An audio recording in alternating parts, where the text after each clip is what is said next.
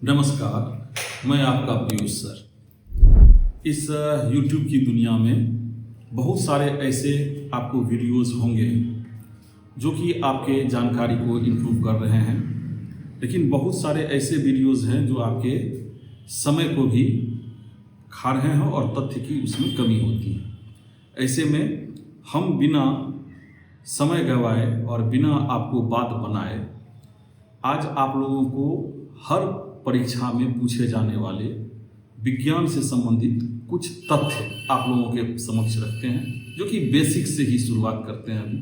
और इन ऐसे बेसिक प्रश्न और तथ्य हैं जो कि हर परीक्षा में, चाहे वो एसएससी का हो, बीपीएससी का हो, यूपीएससी का हो, टीआरई का हो, या और भी जो भविष्य में आने वाले जितने भी आपको कंपटीशन आप देखते हैं, उन सारे कंपटीशन में ये आपको विज्ञान के महत्वपूर्ण तथ्य के रूप में आप लोगों को तैयारी में महत्वपूर्ण भूमिका अदा करेंगे।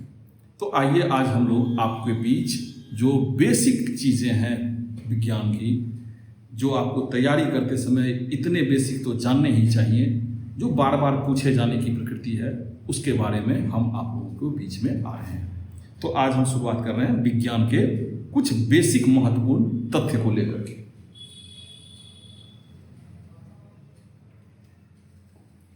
सबसे पहला जो बेसिक महत्वपूर्ण तथ्य है वो है आपको विज्ञान में कि RH फैक्टर संबंधित है। RH फैक्टर आपको संबंधित है किससे? तो RH फैक्टर संबंधित है आपको रक्त से। RH फैक्टर संबंधित है रक्त से। RH फैक्टर के खोजकर्ता कौन है? तो ये अगला तथ्य है लेन स्टीनर एवं वीनर। रक्तचाप जो ब्लड प्रेशर होता है वो नियंत्रित कहाँ से होता है? तो एड्रिनल ग्रंथि से आपको नियंत्रित होता है। अगला तथ्य है रक्त को शुद्ध करता है कौन? तो वृक्क, जिसको किडनी कहते हैं। रक्त के शुद्धिकरण की प्रक्रिया क्या कहलाती है? तो ये आपको डायलिसिस कहलाती है। मूत्र का निर्माण कहाँ पे होता है? तो वो आपको वृक्क में होता है। एक किडनी का या वृक्क का भार कितना होता है? तो 150 ग्राम होता है। मानव गुर्दे में बनने वाली पथरी बनी होती है किस चीज की बनी होती है? तो ये बनी होती है कैल्शियम ऑक्जेलेट की। रक्त का क्षारीय मान होता है 7.4। ये कई प्रश्न में आपको पूछे गए हैं, कई प्रकार के कंपटीशन में पूछे गए हैं। इसके बाद जो अगला है वो है आपको रक्त दाब मापने का जो यंत्र है वो क्या कहलाता है? तो वो कहलाता है आपको सिस्फेग्नोमीटर। अगला कहलाता है सर्वप्रथम रक्त परिसंचरण का अध्ययन किया था किसने? विलियम हार्वे ने। इसको स्टार लगा लीजिएगा क्योंकि विलियम हार्वे वाला जो प्रश्न है वो आपको कई ज्यादा प्रश्न पूछा गया है कि रक्त परिसंचरण तंत्र का अध्ययन जो किसने किया है? तो विलियम हार्वे ने किया है। यहां आप लगा दीजिएगा। अगला है कि स्टार, यहां आप क्या लगा दीजिएगा? स्टार लगा दीजिएगा। शरीर से हृदय की ओर रक्त को ले जाने वाली रक्त वाहिनी क्या कहलाती है? शिरा कहलाती है। कहां से कहां तक? तो हृदय से रक्त ले जाती है शरीर से हृदय की ओर। और अगला है हृदय से शरीर की ओर रक्त ले जाने वाली रक्त वाहिनी क्या कहलाती है? वो आपको धमनी कहलाती है। अभी जितने भी प्रश्न बार बार पूछे गए प्रश्न है और ये तथ्य आपको बेसिक के रूप में जरूर ही जानना चाहिए। अगला है हृदय की जो धड़कन का नियंत्रक है वो क्या होता है? आपको पेसमेकर होता है। कृत्रिम हृदय का क्या नाम है? तो वो हो जाता है जराविक सेवन। या आपको कभी कभी यह भी पूछ सकता है कि जराविक सेवन क्या है? तो वो आपको कृत्रिम हृदय है।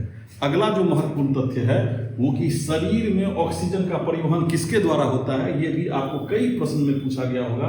वो है आपको रक्त के द्वारा। तो शरीर में ऑक्सीजन का जो परिवहन होता है, मतलब आने जाने की जो शरीर में रक्त में, तो रक्त के द्वारा ही ऑक्सीजन का शरीर में प्रवाह होता है। पित्त होता है किस तरह का?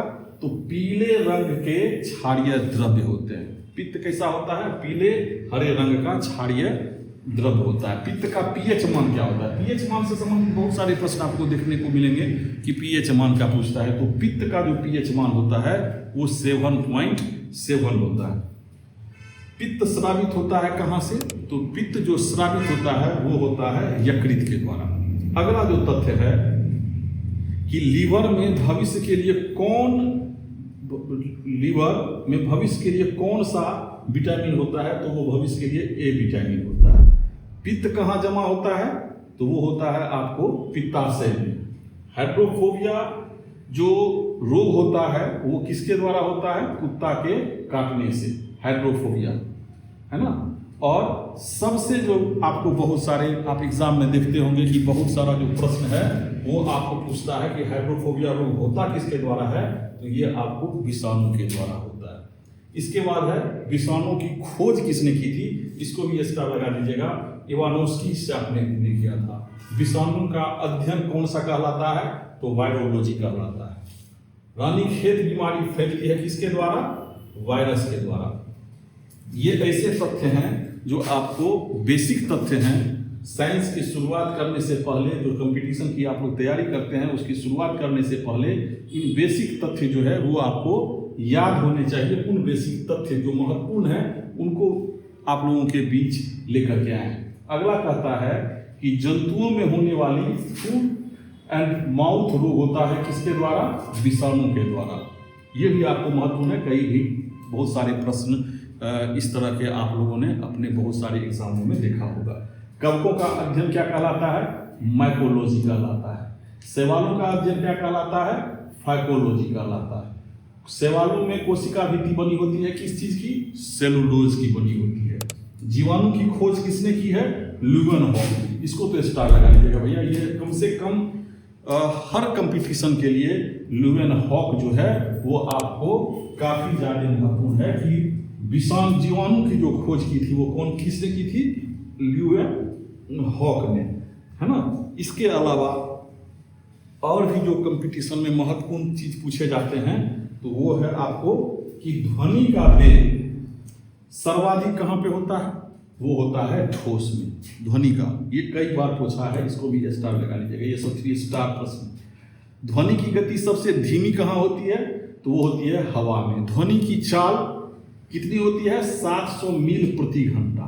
ताप के बढ़ने से ध्वनि की चाल क्या होती है, ताप के बढ़ने से ध्वनि की चाल बढ़ती है। वायु है गैसों का मिश्रण, वायु उदाहरण है गैस का, गैस में विलयन का। हवा में ध्वनि का वेग होता है 332 मीटर प्रति सेकेंड स्क्वायर। अगला क्या कहता है, ध्वनि तीव्रता की इकाई है, इसको एकदम स्टार लगा लीजिएगा। ध्वनि तीव्रता की इकाई जो है ये बेसिक तथ्य के दौरान जो आपको आया है, ये कई जगह प्रश्न पूछा जाता है। ध्वनि तीव्रता की इकाई है डेसिबल। ये आपको तथ्य हमेशा याद रहना चाहिए क्योंकि ये बहुत ही इंपॉर्टेंट है। हवा का सबसे कम घनत्व होता है 14.4 प्रकाश वर्ष। मात्रा है किसका, यह भी आपको बहुत सारे बीपीएससी वगैरह सब में आप देखते होंगे काफी ज्यादा, ये दूरी का है। प्रकाश वर्ष किसका मात्रक है, तो ये दूरी का मात्रक है। इसके बाद है 1 प्रकाश वर्ष बराबर होता है 9.40 × 10⁻² किलोमीटर या 9.46 × 10 मीटर। उसके बाद है जड़ों का रूपांतरण रूप है, जड़ों का रूपांतरण रूप है मूली और गाजर के जड़। तने का रूपांतरण रूप है आपको आलू और प्याज। पिट्यूटरी ग्रंथि कहाँ कहलाती है, जिसको पीयूष ग्रंथि भी कहते हैं, वो कहाँ होती है, मस्तिष्क में। मास्टर ग्रंथि कौन सी ग्रंथि कहलाती है, तो पिट्यूटरी या पीयूष ग्रंथि कहलाती है। शरीर की सबसे छोटी ग्रंथि कौन सी है, तो वो आपको पिट्यूटरी ग्रंथि कहलाती है, जो कि आपको पीयूष ग्रंथि है, और ये कहाँ पे है, मस्तिष्क में। वंशानुगत जो रोग होते हैं वो कौन से होते हैं, तो वार्मदता और हेमोफेलिया। मतलब हो गया कि आपको कलर ब्लाइंडनेस और हेमोफेलिया 2 ऐसे रोग हैं जो वंशानुगत होते हैं। सर्वप्रथम मनुष्यों में वार्मदता की वर्णन किया था किसने, हेर्नर ने 1875 ईस्वी में, है ना। एक वर्धांत व्यक्ति में पहचान करने की क्षमता नहीं होती है हरा और लाल, जिसको कलर ब्लाइंडनेस होता है ना, कलर ब्लाइंडनेस, वो आपको हरा और लाल रंग में पहचान नहीं कर पाता है। उसके बाद है थायरॉक्सिन हार्मोन स्रावित होता है कहाँ से, थायराइड ग्रंथ से। उसके बाद है जठर में कौन सा होता है, तो हाइड्रोक्लोरिक अम्ल होता है। लाइकेन में परस्पर सहजीवी मौजूद होते हैं कवक और शैवाल। प्रोटीन का पाचन होता है कहाँ पे, तो वो होता है आपको छोटी आंत में। ये सब कुछ महत्वपूर्ण तथ्य हैं जिन तथ्यों के बारे में आपको विशेष रूप से जानना है, क्योंकि प्रोटीन का पाचन जो होता है वो भी आपको कई जगह बार बार पूछा गया है। ये कहाँ होता है, छोटी आंत में होता है ना। उसके बाद मनुष्य में पाचन प्रारंभ होती है कहाँ से, तो इसके मुख से प्रारंभ होती है। इसके अलावा है ये आपको जो है वो काफ़ी महत्वपूर्ण है, हम आपको अभी इस पे भी स्टार लगा देते हैं, क्योंकि लार में जो पाया जाने वाला एग्जाम है उसको क्या कहते हैं, टाइलिंग कहते हैं। ये कई जगह आपको पूछा गया प्रश्न है। टिबिया नामक हड्डी पाई जाती है कहाँ, टांग में। मानव शरीर का वह अंग जिसमें हड्डियों की संख्या सर्वाधिक होती है वो कौन से में, तो वो हो जाती है आपको उंगलियों में। भोजन पचने में सहायक होता है, ये भी कई जगह प्रश्न पूछा है, ये भी आपको एंजाइम, ये याद रख लीजिएगा कि भोजन के पचने में एंजाइम सर्वाधिक महत्वपूर्ण है। एंजाइम की रचना होती है एमिनो अम्ल से। पाचन क्रिया में प्रोटीन बदल जाते हैं एमिनो अम्ल में, इसको भी ध्यान रख लीजिएगा कि प्राचीन पाचन क्रिया में आपको प्रोटीन किस चीज में बदल जाता है, तो वो आपको एमिनो अम्ल में। ये सारे तथ्य हैं जिसको आपको वन लाइनर तथ्य हैं और ये आपको बेसिक के रूप में आपको याद होने चाहिए। अगला है आहार नाल में स्टार्च के पाचन में अंतिम क्या होता है उत्पादन, तो माल्टोज होता है। शरीर में एमिनो अम्ल की संख्या कितनी होती है, यह भी इंपॉर्टेंट है, तो ये आपको 20 होती है। शरीर में उत्तकों का निर्माण होता है किससे, प्रोटीन से। इसके अलावा हड्डियों और दांतों के निर्माण के लिए आवश्यक क्या सब है, कैल्शियम और फास्फोरस।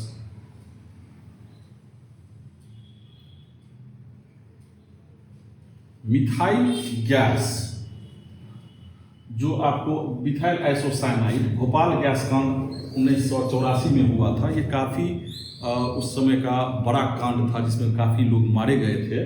तो भोपाल गैस कांड जो 1984 में हुआ था उसमें कौन से गैस का निकला था फैक्ट्री से, तो मिथाइल आइसोसाइनाइड है।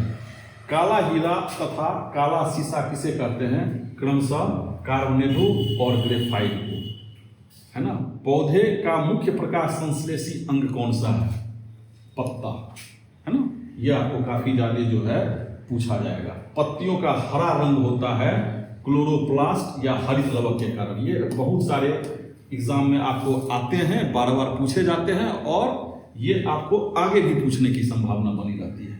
इसके अलावा पत्तियों का रंग पीला होता है, ये होता है कैरोटीन के निर्माण के कारण। यह भी आपको ध्यान में रखना है, ये भी स्टार प्रश्न है, मतलब बार बार पूछे जाने वाले। वायुमंडल में ऑक्सीजन की मात्रा संतुलित होती है किसके द्वारा, प्रकाश संश्लेषण के द्वारा। इसके अलावा है पौधे व पेड़ पौधे में खाना तैयार करने की प्रक्रिया क्या कहलाती है, तो वो कहलाती है आपको प्रकाश संश्लेषण। प्रकाश संश्लेषण के लिए आवश्यक क्या क्या सब है, तो वो है आपको CO2, जल, क्लोरोफिल और सूर्य का प्रकाश। ये चारों चीजें आपको प्रकाश संश्लेषण के लिए आवश्यक है। प्रकाश संश्लेषण वाला जितने भी प्रश्न आए ना, उनको जरूर ही उस तथ्य को ध्यान में रखिएगा, क्योंकि प्रकाश संश्लेषण वाले ऐसे प्रश्न हैं जो लगभग विज्ञान के संबंधित जितने भी आपको एग्जामिनेशन है कंपटीशन वाले, उसमें ऑब्जेक्टिव के रूप में विज्ञान में ये प्रकाश संश्लेषण वाला एक ना एक प्रश्न घूम फिर करके आपको आ ही जाता है। इसके अलावा अगला जो है आपको वो है प्रकाश संश्लेषण की क्रिया सबसे अधिक होती है, तो किसमें सबसे अधिक होती है, वो होती है लाल रंग के प्रकाश में। किसमें सबसे ज्यादा अधिक होती है, तो लाल रंग के प्रकाश में सबसे ज्यादा प्रकाश संश्लेषण की क्रिया अधिक होती है। इसके अलावा है प्रकाश संश्लेषण में ऑक्सीजन निकलता है, अपचयन होता है जल के द्वारा। प्रकाश संश्लेषण का प्रथम स्थिर यौगिक है फास्फोगिलरिक अम्ल। राइबोसोम पादप का भूमिगत प्रारूप है तना, ये भी काफी ज्यादा आपको प्रश्न आता है राइबोसोम का। उसके बाद है दलहन की जड़ में पाया जाने वाला जो जीवाणु है राइजोबियम, ये भी आपको स्टार प्रश्न है। ये भी आपको कई बार जो है सो इस तरह के प्रश्न आपको हर कंपटीशन में मिलेंगे। ये हैं तो बेसिक जितने भी चीज़ें हैं जो कि आपको जीके का प्रारूप बनाते हैं, लेकिन ये बेसिक चीज़ें भी आपको तथ्य के रूप में ध्यान रखना चाहिए। और इसके बाद आप जितने भी NCERT के 9th 10th 11th 12th के बुक हैं या 6 से लेकर के 12 तक के बुक हैं, उनको आप देखते रह सकते हैं, लेकिन ये चीज़ें आपको ध्यान में जरूर रहना चाहिए। अगला है पौधे नाइट्रोजन ग्रहण करते हैं किसके रूप में, तो नाइट्रेट के रूप में। पादपों में जल तथा खनिज लवण का संचालन होता है किसके द्वारा, जाइलम द्वारा। पादपों में बना खाद्य पदार्थ पौधे के विभिन्न अंगों में पहुंचता है किसके द्वारा, फ्लोएम के द्वारा। तो ये जाइलम के द्वारा खनिज लवण का संचालन हो रहा है, और खाद्य पदार्थ पौधे के विभिन्न भागों में या विभिन्न अंगों में पहुंचता है किसके द्वारा, फ्लोएम के द्वारा। ये सारी तथ्य ऐसे हैं जो कि आपको विज्ञान के महत्वपूर्ण तथ्य हैं, वो आपको ध्यान रखने चाहिए। वह यंत्र जिसके द्वारा तने की वृद्धि दर मापी जाती है वो है ऑक्जेनोमीटर। आत्महत्या की थैली क्या कहलाता है, तो लाइसोसोम कहलाता है। ये आपको कई बार पूछा गया है। आत्महत्या की थैली कौन सा कहलाता है, तो लाइसोसोम कहलाता है। ये कुछ ऐसे तथ्य हैं जो आपको बहुत ही महत्वपूर्ण अपना रखते हैं। उसके अलावा इसमें ज़्यादा लंबा ना हो और बेसिक तथ्य काफ़ी ज़्यादा बड़े हैं, इसलिए इसका जो अगला भाग होगा उस अगले भाग में भी हम जो महत्वपूर्ण तथ्य हैं इसका बार बार सुनने मात्र से ही आप कुछ इसके बेसिक तथ्य को याद कर सकते हैं, आपके ध्यान में रह सकता है। ये टोटल वन लाइनर तथ्य हैं जिसको कि आप कोई भी एग्जामिनेशन में किसी भी चीज़ की शुरुआत करने से पहले सुन सकते हैं, देख सकते हैं, या एग्ज़ाम के समय या एग्ज़ाम से पहले भी इसे आप रिवीजन करने के उद्देश्य से इसे सुन सकते हैं, देख सकते हैं। तो इससे आगे का जो भी है वो आपको नेक्स्ट वीडियो में हम बताने जा रहे हैं, और नेक्स्ट वीडियो जो है इसका भाग 2 या इसी के साथ आपको लिंक अवेलेबल होगा, उसको आप लोग रिवीजन उसी में करते रहिएगा। तो ये वन लाइनर है। उसके बाद आपको और भी अगर इसे विस्तार से जानना चाहेंगे, चैप्टर वाइज जानना चाहेंगे, तो वो सारी वीडियोज़ आपको उपलब्ध होंगे जिनका आप हर चैप्टर वाइज साइंस का और अन्य विषयों का भी आप इस चैनल पर देख सकते हैं। धन्यवाद, शुभकामनाएं।